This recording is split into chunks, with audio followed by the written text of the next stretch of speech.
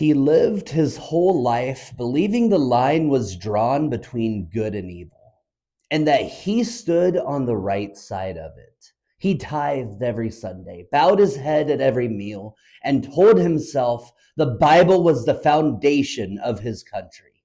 When he died, he expected the gates of heaven to open like the doors of his hometown church, familiar, welcoming.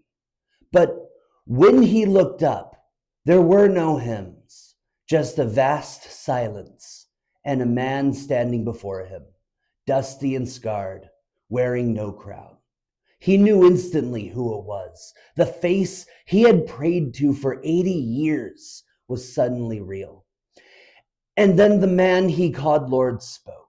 I was hungry and you cut food stamps. I was sick and you cheered when they took away Medicare. I was a stranger and you threw me into a concentration camp.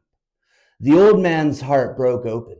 But Jesus, he said, I did no such thing to you.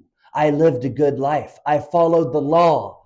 I voted for the party that defended faith. Jesus stepped closer. There was no anger in his voice, only truth. What you did to the least of these, you did to me. And in that moment, the man saw it all at once. The crying child in the aluminum blanket, the mother begging for water behind a chain link fence, the guards who called them animals, the crowds who called it order. He saw himself in all of them, watching, rationalizing, nodding along when a politician promised safety instead of mercy. He thought he had defended his faith, but he had defended comfort. He had built his faith around walls, not compassion.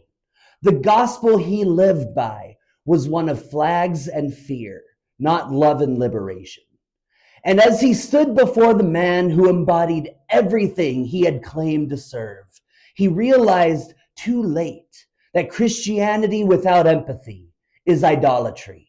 Jesus looked at him one last time and said, you built a kingdom for yourself, not for me. And then the gates closed. The words he'd read 1,000 times echoed back to him, no longer verses, but verdicts. Salvation without compassion had never been salvation at all. The moral isn't complicated. He failed the only test Jesus ever made unambiguous. He never saw the divine in the desperate. He saw invaders instead of neighbors. He saw criminals instead of children. He looked at a migrant's face and didn't recognize his Savior.